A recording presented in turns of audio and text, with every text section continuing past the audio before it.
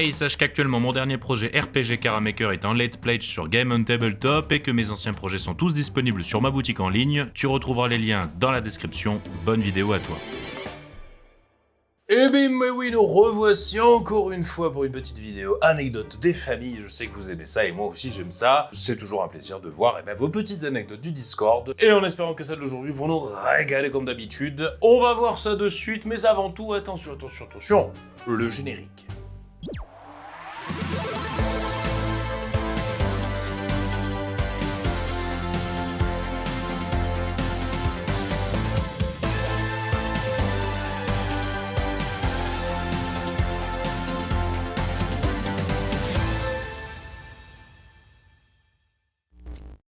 Et on commence avec une petite anecdote de notre ami Arsène Inc. Alors, vendredi soir, fin de la mini-campagne sur l'œil noir. Résumé rapide des parties précédentes, nous avions été kidnappés par des cultistes qui ont promis nos âmes à un démon.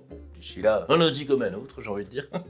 On a réussi à s'évader, mais ils veulent nous chercher, donc maintenant c'est nous qui amenons le combat à leur forteresse, nous et nos 50 prêtres inquisiteurs. Bon, nous ne sommes clairement pas un groupe de combattants, on en a, mais on n'est clairement pas petits, surtout pour un combat de boss qui s'annonce. Les prêtres ont réussi à forcer l'entrée de la forteresse, pendant ce temps, moi, sorcière prophétesse et deux plus ou moins bardes, on va dire, on fait le tour pour regarder par où rentrer discrètement, surtout dans un endroit avec des richesses. On tombe sur un beau vitrail, on se fait un petit marché ensemble, on divise les richesses en 4, on prend un quart, et le quart restant, on dit que c'est ce qu'on a trouvé et on le partage avec les autres.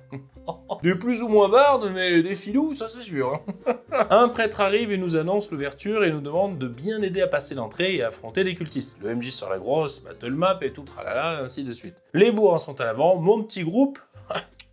Que de nuit, pas à l'avant, jamais de la vie. On brise le vitrail avec un grappin, le barde elfe tire une flèche à travers parce qu'on est juste derrière le boss qui lui regarde l'entrée et donc fait dos au vitrail. J'active mon sort qui anime mon balai et le fait attaquer. Le balai fait réussite critique, ok. Les balais peuvent tuer maintenant. Début du tour suivant, le balai a plus d'initiative que le boss et réussit son attaque. Le boss est mort, battu par une flèche et des coups de balai et il n'a donc rien pu faire du combat. Par contre, ces 4 loups démoniaques ont causé problème, mais le boss, vite réglé par le groupe des moins bons en combat. Imagine juste en quelques instants les inquisiteurs qui voient le démon monstrueux comme ça, l'antéchrist en personne qui se fait savater la gueule par un balai. Et au final, en fait, le vrai héros de l'histoire, c'est ce balai en fait, voyons. À tel point que maintenant, c'est devenu le héros de la région, que dis-je, du monde. C'est sans espoir, le monde va basculer dans les ténèbres. Non, pas sans espoir.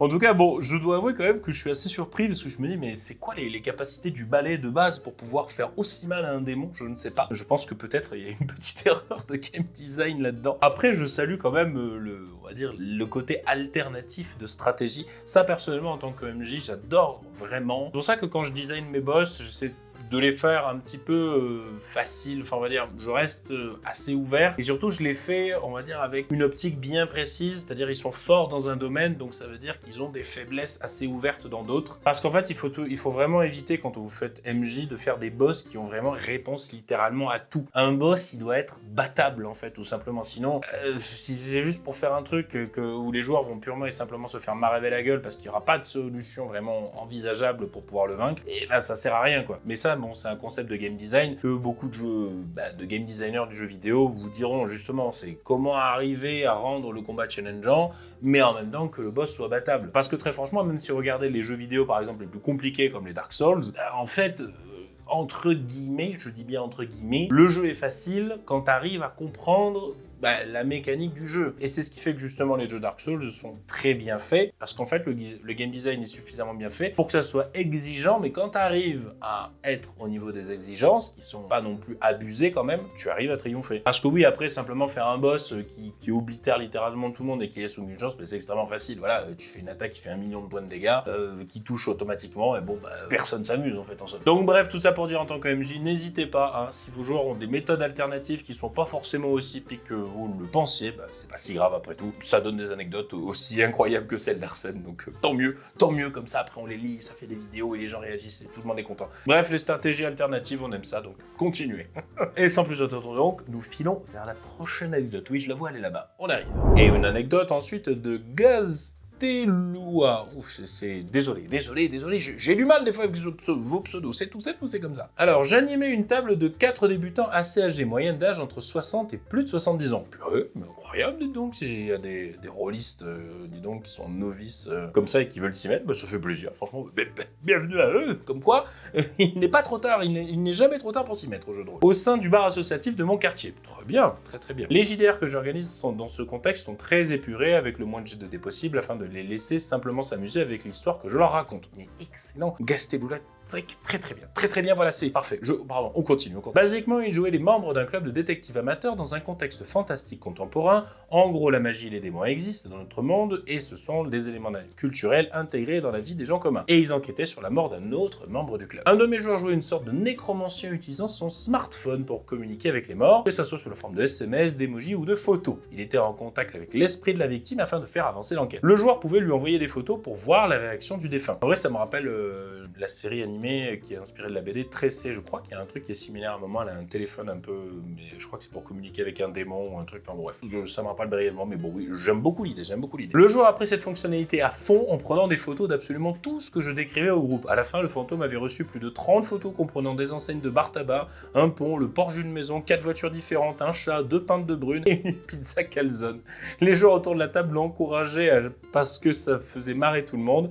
Je n'ai pas eu le courage de limiter cette fonctionnalité, mais j'en ai bavé pour décrire la réaction du fantôme à chaque nouveau cliché. Bref, session prévue sur 2 heures qui a fini par dépasser les 3 heures, mais franchement, pour les souvenirs que ça va me laisser, ça valait quand même le coup. Merci de nous pointer du doigt comme ça et de surtout très bon réflexe de ta part. C'est quand les joueurs s'amusent, laissez-les s'amuser, vraiment, c'est le but. Alors, évidemment, il faut quand même essayer de concilier le fait que l'histoire avance malgré tout, parce que sinon, surtout là, dans un temps où il y a un timer un petit peu quand même, c'est logique, de un peu presser les joueurs pour les faire avancer. Mais d'un autre côté, si les joueurs prennent plaisir à faire quelque chose, laissez-les prendre plaisir à faire quelque chose, même si vous, c'était pas tout à fait comme ça que vous aviez prévu le truc. Parce que du coup, là, ça fait que vraiment, un joueur était complètement à fond et il s'est pas senti bridé dans sa créativité, et c'est vraiment ça qui est top. Ça qui est top. C'est difficile à dire, c'est difficile. En tout cas, vraiment, j'imagine le fantôme qui se fait harceler de SMS, là, il en peut plus, pour recevoir littéralement tout et n'importe quoi. Alors, ça a commencé en 2020. D'abord, c'était des simples textos, quoi. Les messages, tout ce qu'il y a de plus anodin, un lampadaire, un morceau de trottoir, et l'autre. Et puis après, c'est là où les choses ont commencé à empirer, quoi, voilà. Ça a commencé vraiment par devenir n'importe quoi. Ça a été 30, 40 messages par jour, alors qu'avant c'était un. C'était vraiment un cauchemar, quoi, si je peux le dire, oui. Un cauchemar terrible. Bref, bon, voilà. Regardez, il en envoie encore un, là. C'est une merde de chien, quoi. Je sais plus quoi faire. Je suis vraiment démuni, j'en peux plus. C'est un cauchemar, quoi.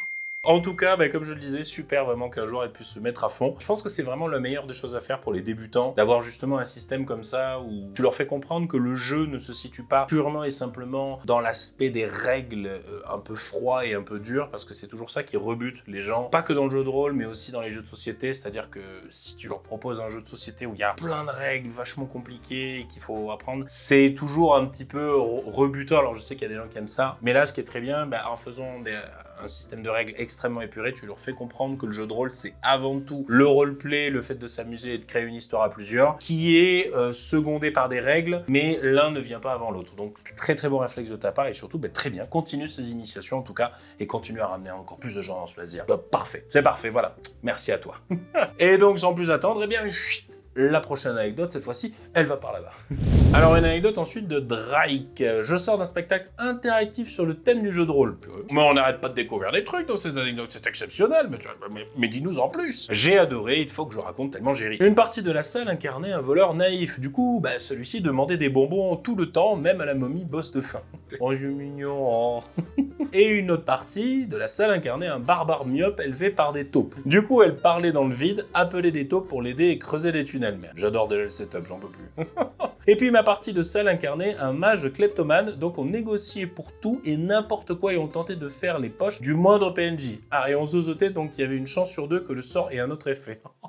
Mais surtout, le meilleur truc, le voleur a parié sur un combat de coq au début et a parié sur un coq éclopé, donc qui est mort instantanément. Et là, nécromancie, réussite critique, gros coq vénère à 3 têtes. Et c'est devenu notre arme principale, mais bon, hélas, il a fini par mourir. Re-nécromancie, re-réussite critique, coq de la taille de cheval, 6 têtes, 12 pattes. C'est l'hydre de l'herbe, votre truc, ma parole. On a traversé la mer dessus en ignorant le bateau et on a éventré une pyramide avec en ignorant l'énigme pour rentrer. Le poulet du script, quoi, genre, il peut même passer à travers le script et le scénario, incroyable. La terreur des MJ. J'ai demandé à faire un sort de séduction sur la momie nécromancienne boss de fin, les dés ont pas voulu, par contre, oui, bah, n'abuse pas quand même, tu as un coq hydre de l'Erne à 6 têtes, 3 pattes, 12 réacteurs nucléaires, ouais, doucement quand même, oh, on peut pas tout avoir. Bah dis donc, en tout cas, c'est vraiment incroyable comme spectacle, j'espère que tu pourras nous en dire plus, et surtout un peu où ça se tient, tout ça, parce que j'ai jamais entendu parler d'un concept comme ça, mais en tout cas, je trouve ça vraiment génial. Donc franchement, ben, vraiment super, merci à toi de nous avoir raconté ça. Bon, j'ai une pensée quand même pour ce poulet, qu'est-il devenu? Mon Dieu, ça doit être... il ravage les continents maintenant, ça devient... C'est la terreur, hein. On pourrait même faire un manga dessus, hein, pour il s'appeler... Comment on pourrait dire...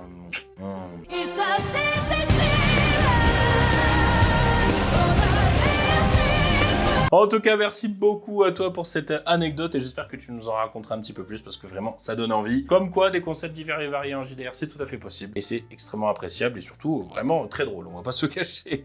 Allez hop, l'anecdote suivante, c'est parti. Alors, une anecdote de Marioud. Ah, attendez, il y a des trigger warnings. Oh non, non, non.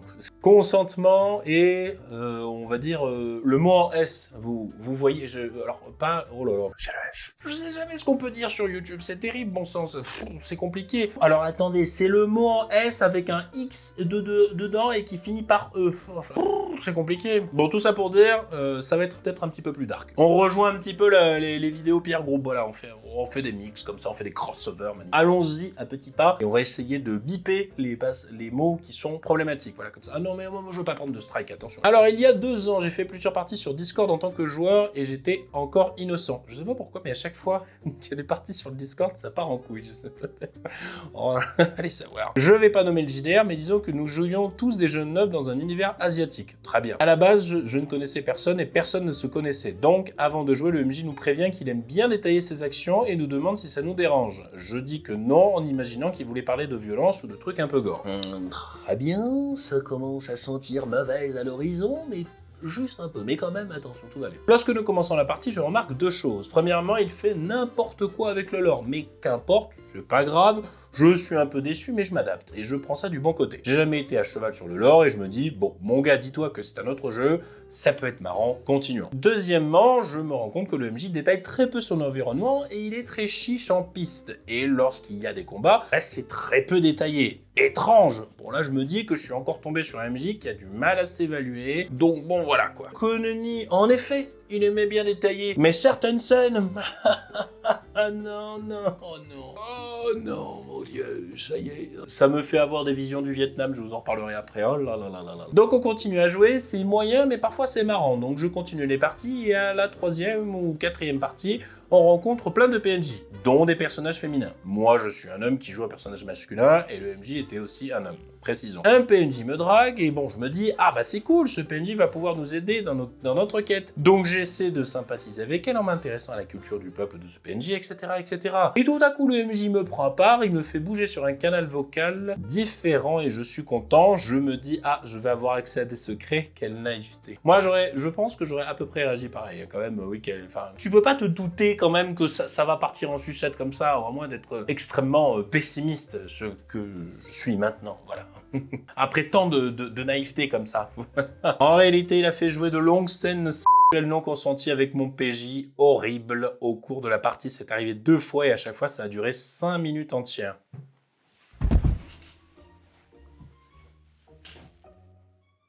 Je suis actuellement décédé. C'est très long, 5 minutes, je vous jure. Trop long, je ne vous raconte pas l'angoisse quand je suis retourné sur le canal où se trouvaient tous les autres joueurs et qu'ils m'ont demandé ce qui se passait. Ça m'a permis de me rendre compte que oui, il y a des MJ qui font ça, des joueurs qui font ça, vous vous en doutez, je me suis enfui après la partie. Oui, très bon réflexe, oui, tu as raison, partir loin, très très loin. Mon Dieu. Maintenant, je ne joue qu'avec des gens que je connais, mais il est clair que si je joue avec des inconnus, je mettrai en place des éléments pour la sécurité émotionnelle des gens. Je trouve ça grave de faire ça, de pas prévenir correctement les joueurs ou le MJ, car ça peut être dans le sens inverse, j'imagine. Oh, les visions du Vietnam que ça m'a donné de RP sur MMO, oh là là. Et ouais, parce que ça, je pense que vraiment, c'est un peu le côté anonymat du genre, parce que là, tu dis que c'était avec des gens que tu connaissais pas, parce que personne va faire ça vraiment avec un groupe de potes en présentiel. Enfin, genre, ou alors il faut vraiment être énervé pour faire ça quand même. Je peux vous dire, sur un RP sur MMO, c'était monnaie courante, hein, vraiment, ce genre de truc ultra chelou où il y a des gens qui font du RP, du ERP, comme on appelle ça. Après le ERP, le érotique role-playing, quand c'était entre deux personnes qu'on s'entendent dans leur coin, tu vois, ça peut aller, mais quand il y a des débordements comme ça où tu te retrouves avec des scènes de ERP que t'as absolument pas voulu, ou des trucs qui impliquent des personnes mineures, tout ça comme ça. Enfin, je crois que je ferai un jour une vidéo justement pour parler du RP sur MMO. Je peux vous dire, ça va pas être joli. Hein. Bon, alors je vous montrerai quand même les bons aspects. Hein. Je veux pas non plus tirer sur l'ambulance parce que je le pratique encore, le RP sur MMO. Mais il y a des trucs comme ça, quoi. Voilà, ce genre de choses où tu te dis mais que se passe-t-il? Des groupes de joueurs qui faisaient ça avec des mineurs, c'était une catastrophe, vraiment. Je vais pas dire des mots comme ça qui risqueraient peut-être d'être, on va dire, un petit peu trop limite sur YouTube, mais je vous laisse imaginer. Oh, c'était dark, hein, mais dark dans le très mauvais sens du terme, hein, vraiment, quel enfer. Bon, pour en revenir à l'anecdote de Marioud, oui, hein, faites comme lui, voilà, juste courez, fuyez, partez. Si vous êtes en inconfort constant, comme ça, ou vraiment sans inconfort, ne restez pas, c'est tout. Vous pouvez même partir, tout simplement, vous dites, ça me convient plus, hop là, vous déconnectez, parce que c'est ça qui est encore mieux, on va dire, ça ne se dit pas, mais pardon, c'est ce qui est encore meilleur, justement, avec le fait d'être pas en présentiel. Bon, en présentiel, en même temps, rien ne t'empêche de prendre ton manteau, te dire, allez, au revoir, et tu prends la porte et tu pars. Bon, mais c'est tout de suite un petit peu plus compliqué que de simplement appuyer sur un bouton, vous comprenez bien. Oui, tout ça pour dire, ne vous forcez pas, voilà. C'est en plus de ça, avec des gens que vous connaissez pas, donc vraiment, restez cordial, restez poli, n'allez pas non plus insulter la terre entière, c'est pas ce que je dis, mais tout simplement, quand vous ne le sentez pas, partez, voilà, tout simplement, c'est tout, hein, c'est vraiment, ne perdez pas votre temps, et puis bon, c'est tout. C'est un loisir collaboratif, il y a un moment donné, vous n'avez pas à subir, c'est tout, c'est comme ça. Hein. Donc bon, voilà, en tout cas, merci Mario pour ce petit message de prévention, et voilà, comme il a dit, voilà, la fuite, ça restera toujours la meilleure des solutions, voilà, la fuite cordiale, attention quand même, mais la fuite quand même. Merci beaucoup en tout cas pour cette anecdote, en espérant quand même que cette sale histoire ne t'aura pas trop marqué quand même, et que tu continueras à profiter de ce loisir autant que possible, et te faire plaisir avec les bonnes personnes qui vont bien, voilà. Et voilà donc qui conclut cette petite vidéo des anecdotes du Discord. Si jamais vous souhaitez participer, le Discord est en description, enfin le lien vers le Discord est en description de la vidéo. Il y a des anecdotes, des défis scénaristiques, il y a plein de trucs vachement super. Bon bref, je vous laisse aller voir ça. Et bien évidemment, ne prenez pas la mouche si votre anecdote n'a pas été sélectionnée. J'en prends au hasard et puis bon, je vois au gré du temps et peut-être votre anecdote sera sélectionnée pour la prochaine vidéo, on sait pas. Enfin bref, voilà. L'essentiel, c'est le partage, c'est le fun et puis vous voyez comment on rigole bien. Quoi qu'il en soit, ça sera tout pour moi. Je vous dis à dans une prochaine vidéo. C'était le Scénarurgien. Ciao, bonsoir, les studios.